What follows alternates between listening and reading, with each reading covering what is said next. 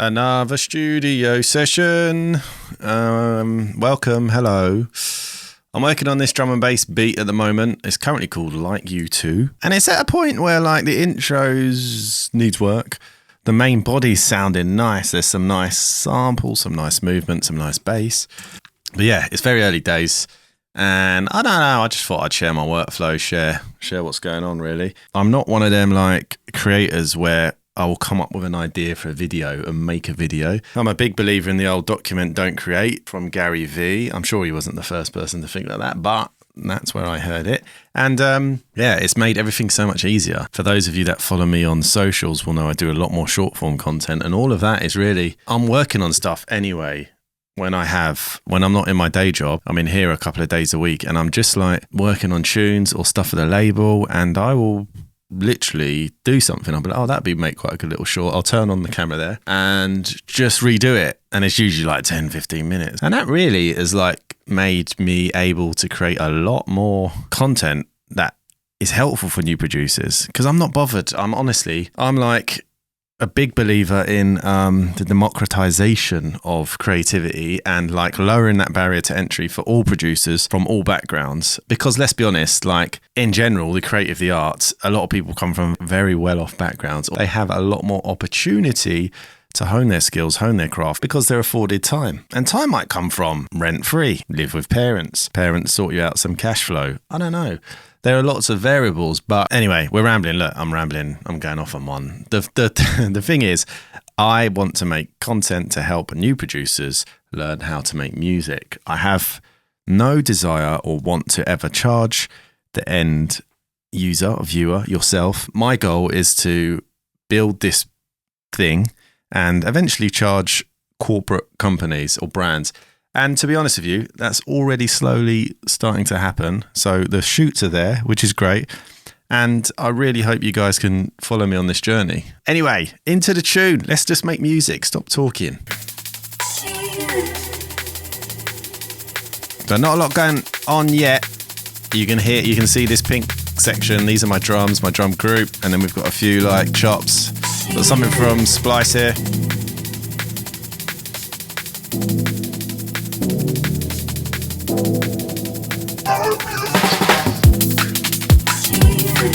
Cool little vocal chop.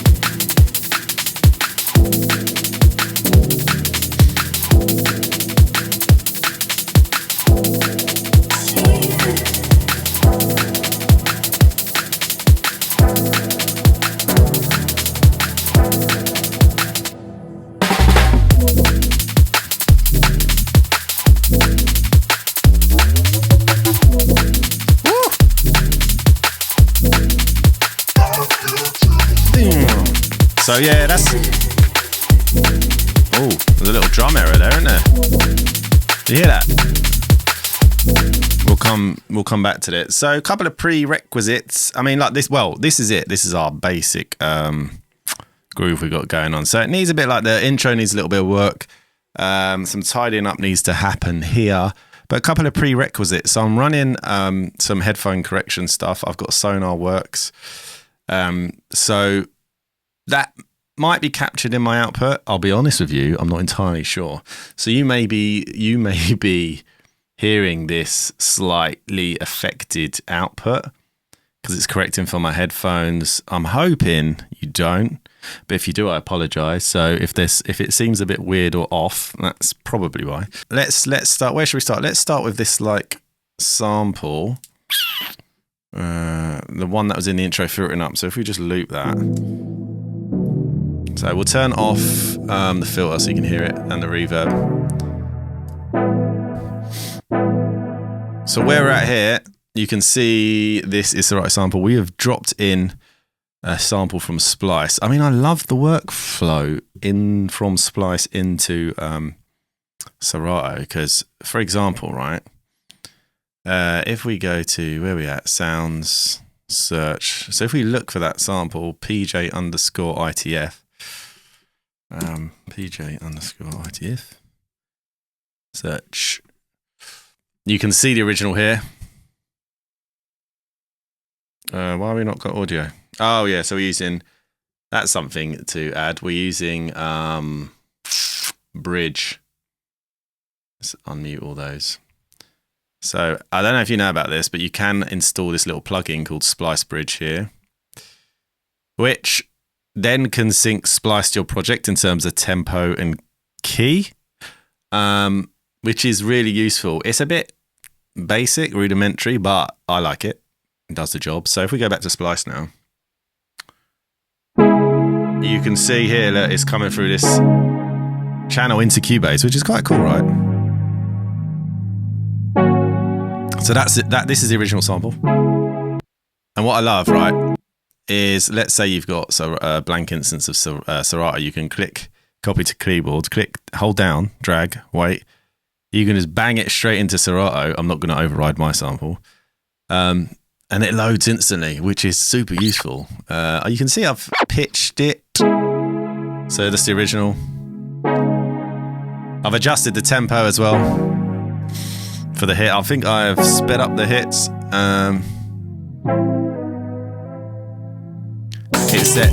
It's actually got this. It says A, but it's actually E minor. My music theory is horrendous.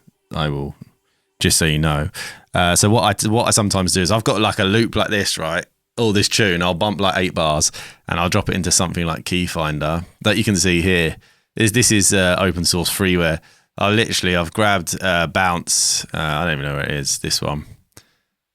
Clicked and dragged it in, and I've just find keys, right? A little analysis. And by the way, Keyfinder, I did a video on it, is top drawer. The algorithmic computation going on inside this is like as good as the best, but it was created by someone for the university project, I believe. Anyway, so E minor, and then I will like jump into Splice, load some samples in E minor just to make sure it's correct. I'm in the right key, and I'll just check by ear. Right. So yeah, we've pitched it down. So you've got what we got. So let's play that back. Let's solo. You know, obviously we've changed the rhythm, which is quite nice. We've put the tail on with the bit of vintage verb. Quite a lot. We should probably roll out some of that bottom so we don't get that muddiness in the bottom. And then run in a beautiful filter, one of my favorite filters, and the most simple, one knob.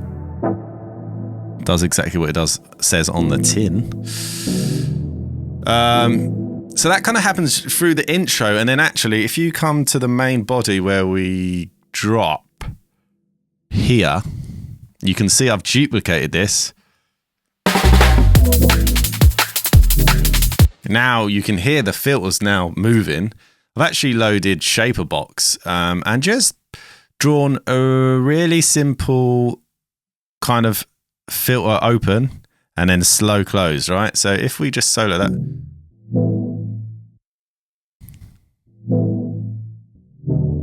And, you know, I've set it to 1 bar because you can see like each note is effectively a bar. So it gives that movement, and it lets like the bass note and the kick drum hit first. That's the whole point, right? So you load the bass in. Call and response. I'm a big fan of that.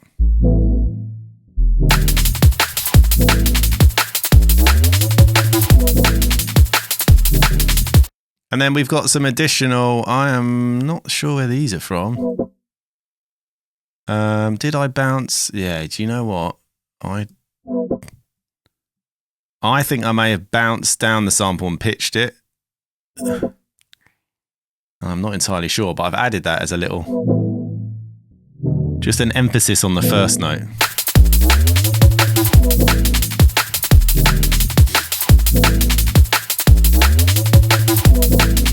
And then we've got a simple instance of current here. Whoa, that's massive, isn't it? We've got current, which is a great synthesizer. We've got some overall compression, a little bit of EQ running on that. This is we're still in sketch phase, so we haven't done too much. Let's have a little listen. Let's have a little look at the notage. I need more screen real estate. That's what we need, isn't it? So, right, so we're here. Super simple bass at the moment, right? It's literally just 2 notes. But what we've done,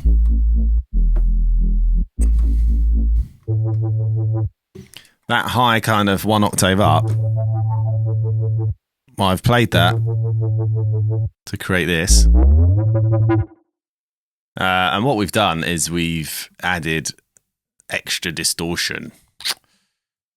If I play that now, solo, you can hear that effectively it's just that octave up, but put the distortion on. We're absolutely smashing the drive here. And then, you know, when you combine it with the bass, let's do that, shall we?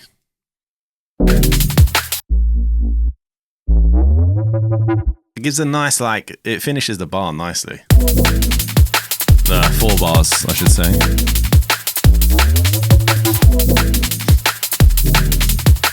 And then we do the same back the other way.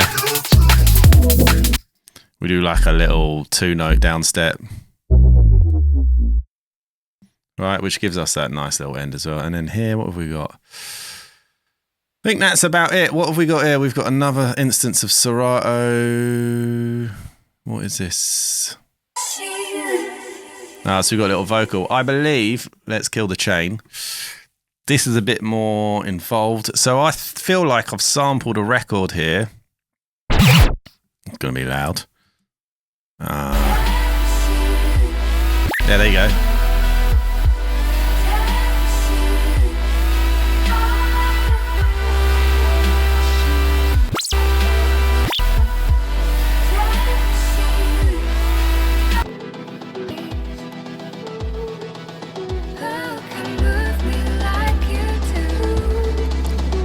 Yeah, so you can hear the like you do, but you know, we're using Serato's AI here to remove out the backing track. I mean,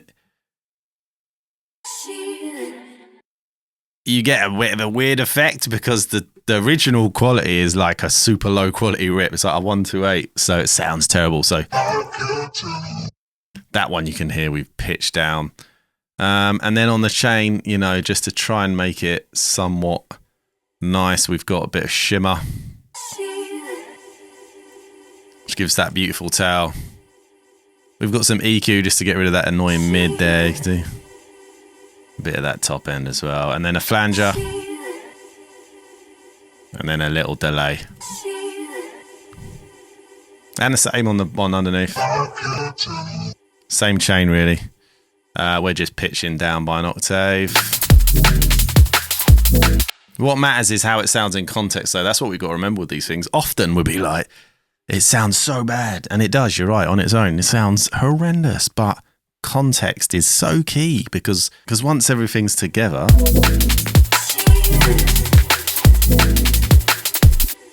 no one's going to moan about that. Do you know what I mean? There's a weird out of time hit going on. That's annoying me. I can see it there. So what we're going to do. Because this is just looping. There's nothing too exciting going on yet. So we just loop that bad boy up.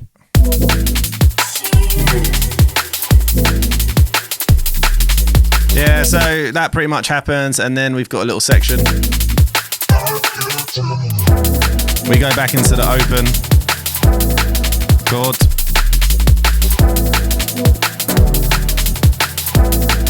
So we might... The thing is, this is one of those tunes you kind of want to keep simple. So I don't want to... listen, I'm listening now. I'm like, do I want to overdo it and add too much in? Maybe these could filter down a little bit more.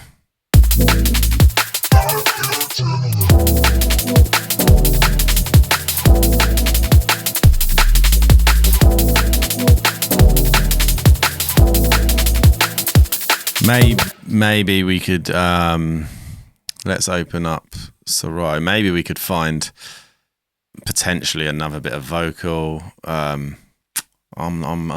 have a little listen.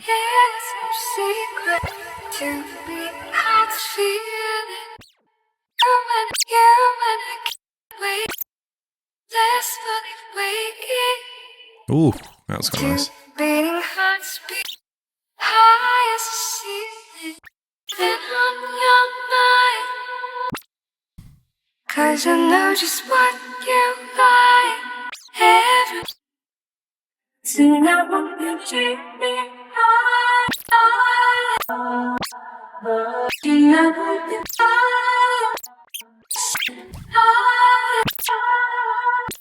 Nah, nothing yet. Lost in this place. It's not too late. I know it's not too late. I've used that before. I've fallen in its dark embrace.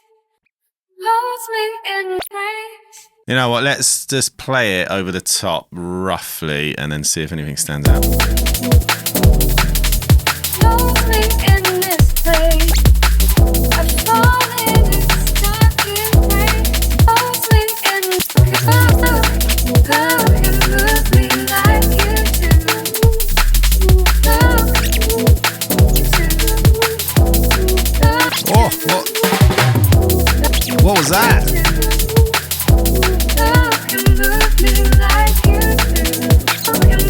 There's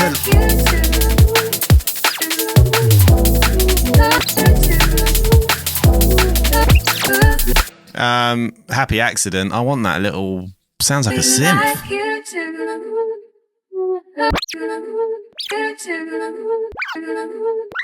Right, so I'm gonna put a marker in.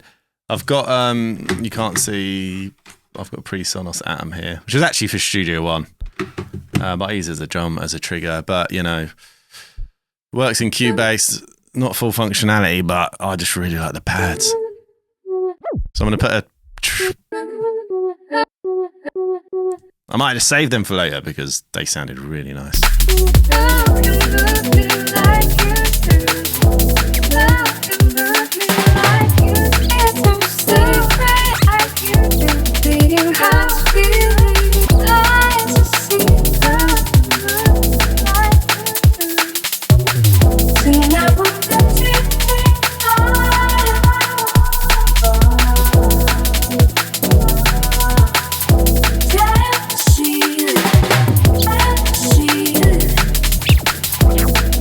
That's the sample we've already got. Let's just check. What have we got in the past? So we've got.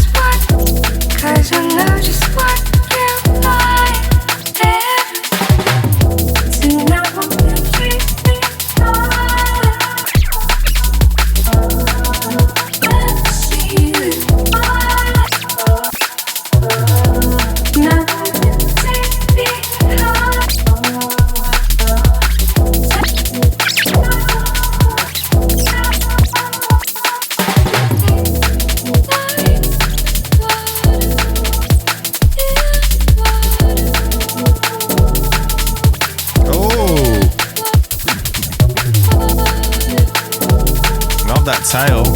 Let's come into that. Let's see how that rolls in.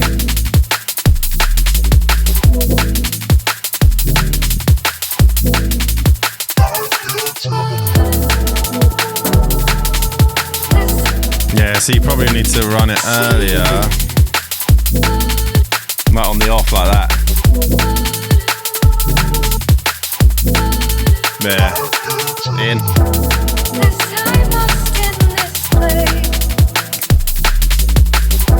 But probably just the tail.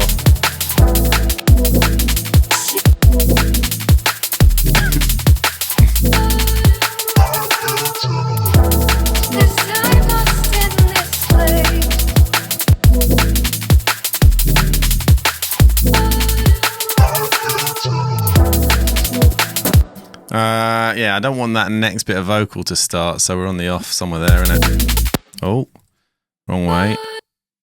Yep.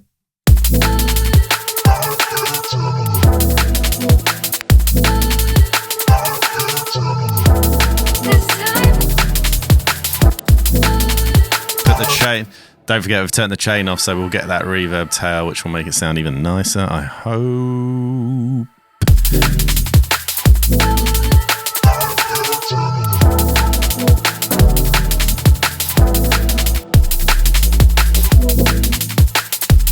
Maybe drop the bass out. More impact when it comes back in.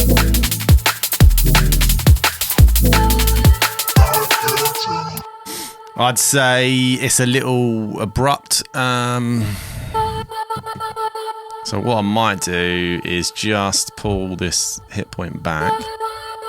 So it's got a bit more attack. Like we could even turn the attack up, to be fair. So we just lose that kind of pop.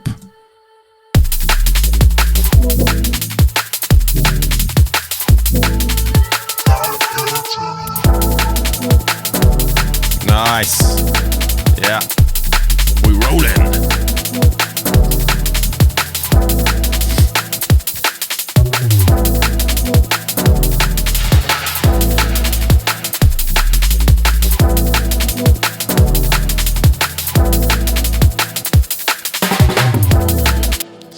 Yeah, I like it. I think there's definitely showing signs of potential here. This is like my first time doing like a proper just sit with me in the door whilst we make music. It's not something I've done before, so I'm gonna leave it there. To summarize, yes, there is definitely potential. The intro still needs work, so maybe the next video we'll look at detailing, because this tune doesn't need a lot in the body. Like it doesn't. I don't think it needs a vocalist. I think just using them vocal chops is enough. We want it to kind of be. This is a bit more of a head down dance floor thing. So I think let's get the intro sounding tight, bit more friendly for DJs. How did it start?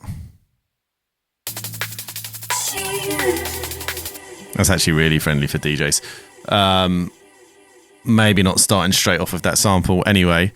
We'll sort out that intro. We'll roll it out a bit, because at the moment we're like, what? Where? We're dropping at like 45 seconds. So we need to go for another kind of, what's that? What is that? 4, 8, 16 bars, and then maybe we'll do a little breakdown for 4 or 8, and then we'll do the second drop. We'll switch it up. I'm still a big fan of second drops, etc. But yeah, let's split it into 2. The bones are here. If you could give me a cheeky subscribe, that's super helpful. And yeah, catch you next time.